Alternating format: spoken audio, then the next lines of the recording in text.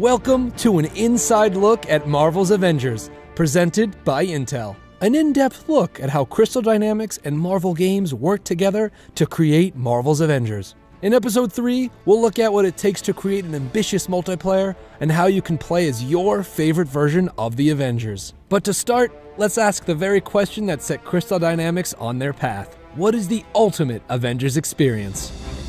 For me, the ultimate Avengers experience is all about that cooperative and competitive teamwork. We want the player to assemble a team and play and defend Earth. I wanted a good variety of heroes that I could play, and I wanted to be able to collect different things for each of the heroes. How about if we have the heroics on these characters affect physics objects and generate physics objects? A game where you can keep expanding, you're gonna keep getting bigger and bigger threats, you're gonna want to go to amazing places. You know, I'm fighting here as Widow, but I got Hulk on my left and Cap on my right, and just getting that sense that I'm part of something bigger. You have that, and then you go, oh yeah, we've really made something here.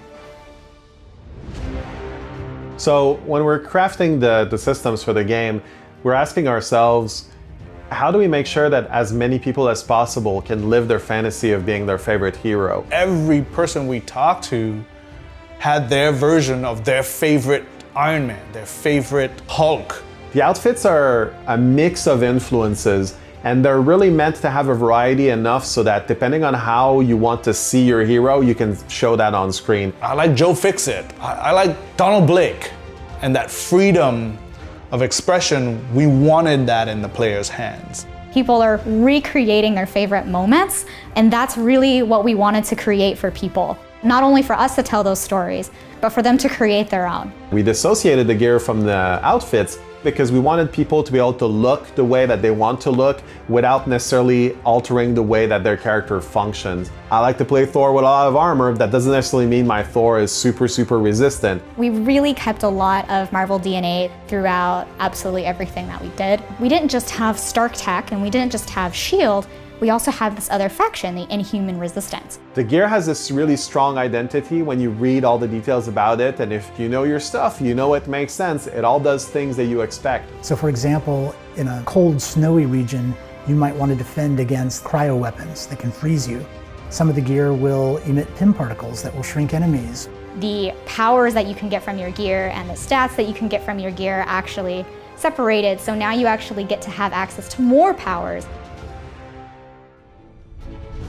When we first started development, right, we looked at our heroes and we were like, they could be classes, like Iron Man's very ranged. But then we kind of found that it would cheapen other classes. And so we actually completely reversed a lot of those original decisions in like the super early months, where we were like, okay, no, everyone has to have a baseline of core skills, but no classes. The skills are the different mechanics that you can unlock as you play the game, and the different button combos that will result in those mechanics. You will need to learn new tricks with your button combos, and they feel really good when you pull them off. For me, this is one of the best parts of the game because you feel like you're really growing as a hero.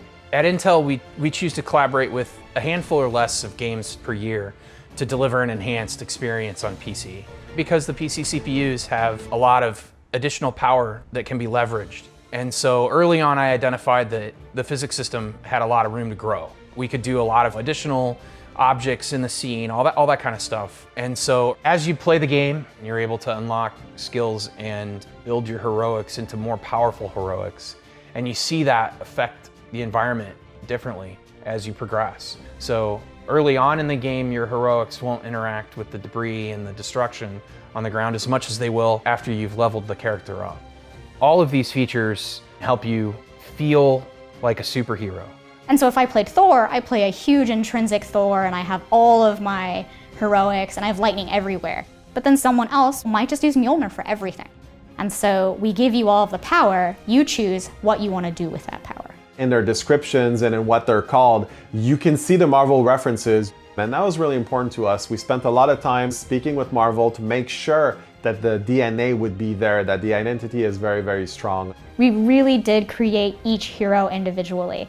We didn't design them in a vacuum, but we really designed each hero as their own unique Avenger in this world. It was about what do they bring to the team? How do they make my dream team like even better?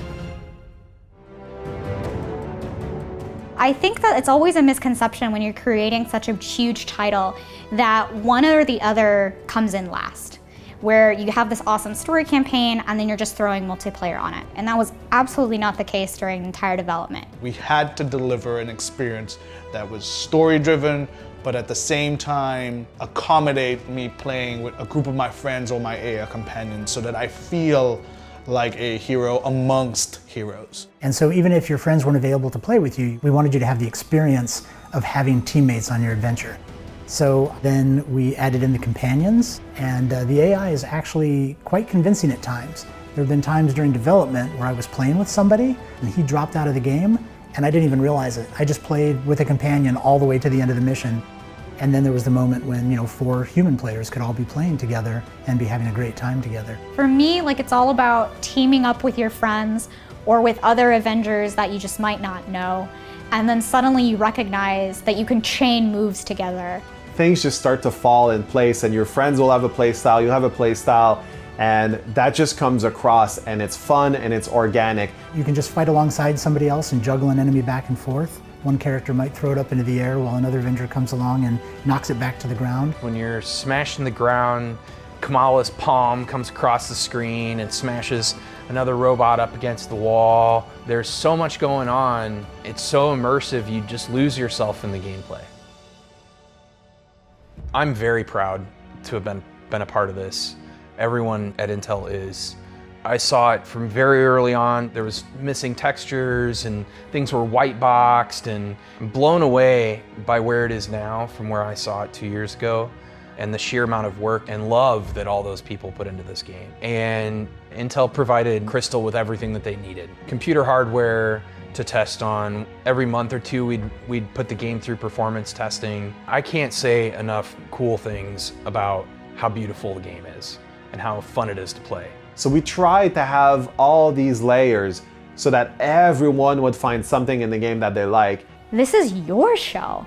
It's the show for you, right? So when you're Miss Marvel and you're running through, or you're Thor and you are bringing down the lightning, for me, that's what this game is. It could be as simple as looking a certain way in a certain place, and that for some people is exactly what they're looking for. It's a platform for you to engage with all of these amazing Marvel history and Marvel lore. The other big thing is because it's a Marvel game, it's full of Easter eggs. So one thing that a lot of people have started having fun with is going to Thor's room when he's not around on the helicarrier. Mjolnir will be hanging out in there. We were making this game for Marvel fans because we are Marvel fans. In episode 4, we'll take a look ahead and find out how the world of Marvel Avengers will continue to expand. New Avengers, new worlds, new threats. The team at Crystal Dynamics is as determined as ever to continue their story, and now that that foundation is set, the possibilities are endless.